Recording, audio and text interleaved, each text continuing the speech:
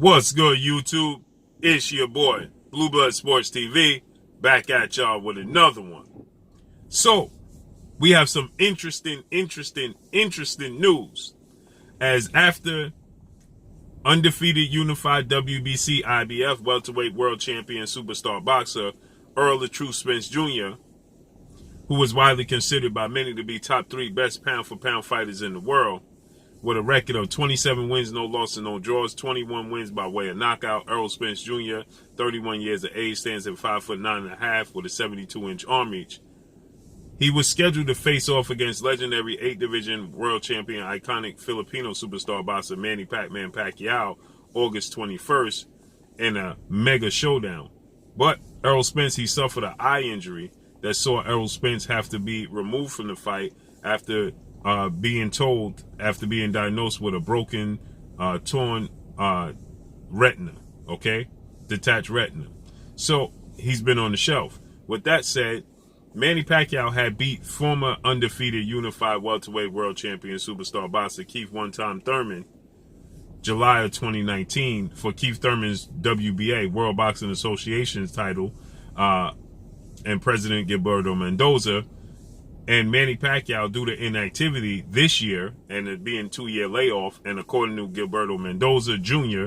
and the WBA, they informed Manny Pacquiao that he had to indeed defend the title against someone in the top 10 in their ranking system, or he was going to be placed as champion in recess. Well, they went ahead and they placed him as champion in recess, and Manny Pacquiao, he wasn't happy about it. Manny Pacquiao, he stated that he was never informed that he was going to be placed as champion in recess.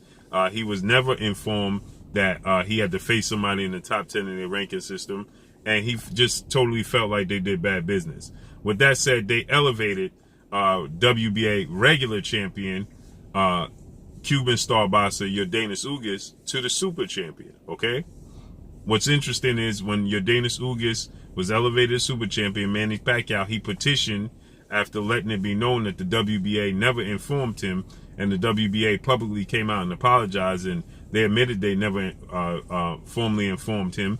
Then Manny Pacquiao, he petitioned to be reinstated for the Errol Spence fight for it to be a unification bout.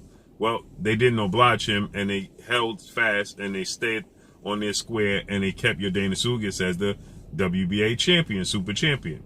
Though Errol Spence got injured, he had to be replaced, and Yordenis Ugas, he replaced Errol Spence, and he ended up beating Manny Pacquiao via unanimous decision, shockingly. Most people didn't see that coming. Everybody picked Manny Pacquiao as a heavy betting odd-on favorite to beat Yordenis Ugas, because simply Yordenis Ugas didn't have the power or the necessary skill set to offset and beat Manny Pacquiao. Nonetheless, Yordenis Ugas did so, and you can make a case that Yordenis Ugas essentially won every single round of that fight, Here and there, you can find rounds to give to Manny Pacquiao, but for the most part, Yordenis Ugas dominated the fight. So after Yordenis Ugas dominated the fight, Yordenis Ugas expressed that he wanted to fight Errol Spence in a unification. Errol Spence is set to come back in February. Yordenis Ugas, he let it be known that he and Errol Spence had an agreement and a contract signed to fight in a unification bout. Well, the WBA, they stepped in and they decided that they were going to incorporate a mini tournament where Yordenis Ugas was going to have to fight rising, upcoming star boxer Stanionis, and Jamal James is going to have to fight Boutev, which is coming up tomorrow night. And then the winner of both those fights is going to have to fight each other. Now, Yordenis Ugas already beat Jamal James. So Errol Spence, he stated he has no interest in fighting no mandatories or any stay busy fights. He wants to fight champions and unify the belts, And then Errol Spence is looking to move up to 154, the junior middleweight division. So with that said, now Yordenis Ugas, he went on a tear. He stated that the WBA promised him that they would allow him to fight Errol Spence. He stated that they gave him his word. They went back on his word, and then they even went as far as to start ignoring him, And he's just not happy. And he has to be, in this situation where he's mandated, and he stated that he's done everything they asked of him. He wanted to have the opportunity to create history, become the first Cuban-born fighter to fight for 3 major sanction belts, and they're taking this opportunity away from him. Okay, Errol Spence petition, it was denied and met with deaf ears on the part of the WBA. So the WBC, World Boxing Council, they also had an issue as they incorporated a franchise belt that's caused more confusion. And in the lightweight division, they have 2 champions that are both saying they're champions, and the WBC every other month is saying, one being Teofimo Lopez, undefeated unified lightweight world champion superstar boxer, is the champion. And then 2 months later, they'll say undefeated WBC lightweight world champion superstar boxer Devin the Dream Haney is the champion. Okay, so they go back and forth with this. Okay, so now what's interesting is Mike Tyson, Iron Mike Tyson, was asked about the situation in the sport of boxing and what takes place in the sport of boxing. And Mike Tyson, he stated there needs to be a governance system. The government needs to take over the sport of boxing, but they're not going to do so because there's always something underhanded that takes place in the sport of boxing. And well, the sport of boxing has always been led by corruption, is what Mike Tyson had to say. And so Mike Tyson, he stated that, he broke down the history of the red and the blue corner. Why is the red and the blue corner? He broke down the history of the beginning of how it started. He broke down, plenty of things. And so the WBA is getting a lot of pushback. The WBC, because of their rules and incorporating the franchise belt, they're getting a lot of pushback. And so now all 4 major sanction belts, the IBF and their president, Daryl Peoples, the WBO and their president, Francisco Valcarcel, also the WBC and their president, Mauricio Suleiman, and the WBA and their president, Gilberto Mendoza Jr., they all met today, and they decided to try to come to an agreement where they could have these unification bouts and be all on the same page. So the WBA, they all went, according to these reports, they all went to the WBA to square this away, okay, and try to get a resolution and try to get on the same page for the betterment, quote unquote, of the sport of boxing. So now they're saying that they're all looking to get on the same page for the betterment of the sport of boxing, okay? And now, they have, the better interests of the sport of boxing at hand, which is ironic, right? Because they're all getting outside of the IBF. IBF be pretty, they're pretty good with the way they do things. The WBO is pretty good with the way they've been handling things as far as their mandatories and their champions.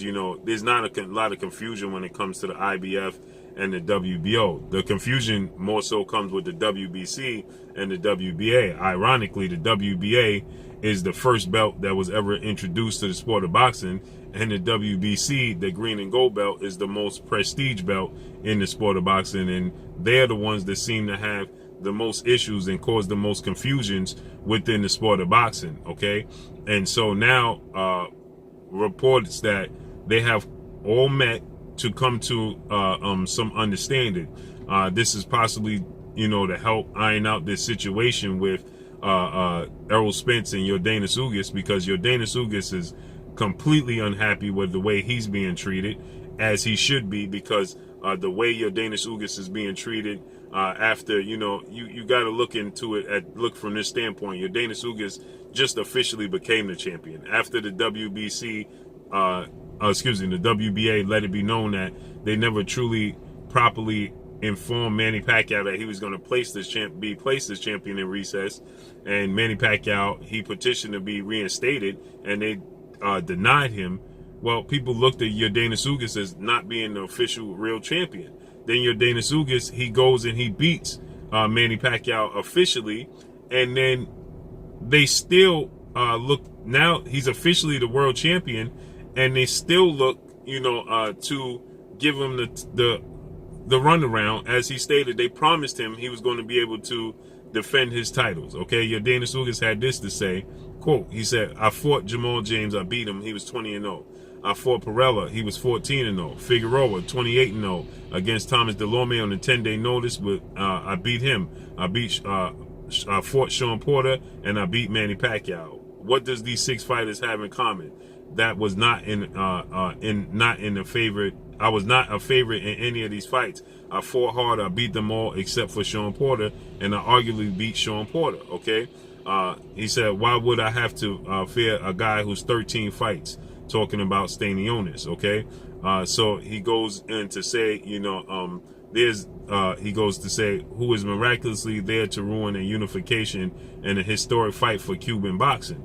Money counts, but it's not everything. I became a champion, and my other dream is to become a unified champion. I will achieve it. Only God knows that my job has to be believed and is worked every day. Why I do something that none of the other 13 super champions have done or have tried to do. I am waiting for the WBA to answer this question. I asked them, and because this infamous and unfair discriminatory treatment of me, I escaped from Cuba, a dictatorship with laws to obey just laws, not to obey laws especially made to harm me. So, he feels like obviously the WBA is doing their best to, take advantage of him. Okay. And so, he's stating that, he's indeed gonna do what it takes, to get these big fights. Okay. He also said this: the WBA, Gilberto Mendoza, had one of the most infamous decisions in history with one of its champions, with his decision ruining a unification. I already have a contract signed for unification against ERROL Spence, and to be the first Cuban in history the first one to fight for 3 belts. Obviously, Yordenis Ugas doesn't speak English that well, so his typing is a little bit off. Okay, so long story short, he's saying that he had a contract, a placing sign.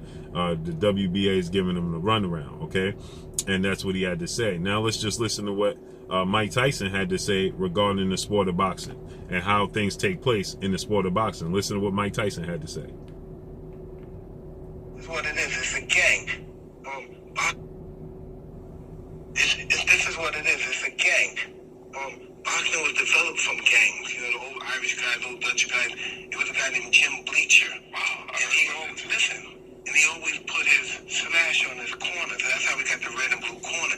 But you know what the red means? That's my gang. It's the representation of the gang. My political gang. If I win this fight, like the Ain't, if I win this fight against your champion, it's all gangs. Gangs. It's all originated from gangs. The whole world. If my gang wins this fight, we own the whole district until you get a champion that can beat my fighter. If you don't want to accept that challenge, my gang against your gang, then a lot of people do. So now you hear what Mike Tyson said about the beginning of the sport of boxing. Champion, his champion, and the red represents, and the blue, Democrat and Republican. Get the fuck out of here. That was all. That's what the corners represent. No one knows that, but it represents Democrat and Republican. So you heard with Mike Tyson, he broke it down why it's issues and confusion in the sport of boxing. And now you get all 4 major sanction bodies meeting. And I'm sure this situation with Yordenis Ugas, because Errol Spence and Daryl Peoples, Errol Spence and Mauricio Suleiman have a relationship, obviously. And so they want to come together. And so now they're saying they want to have a plan in place where they could have the unifications for the betterment of the sport of boxing. So let's see how this unfolds and plays out. But that's all I got for y'all. Make sure you hit the like button, drop a comment in the comment section. Let me know what y'all think. Y'all already know what it is. It's your boy Blue Blood Sports TV. Hate, like, comment, and subscribe. You haven't subscribed, hit the subscribe button, hit the like button, hit the bell icon to get all the new notification. Follow me on Instagram at Blue Blood Sports TV, all one word. Y'all already know what it is. Shout out to the entire LDBC. Shout out to New Media. Shout out to Black Media Row. Make sure you like and share these videos. That's all I got for y'all. Peace. This is Amanda, the Real Deal Serrano, and you're watching Blue Blood Sports TV.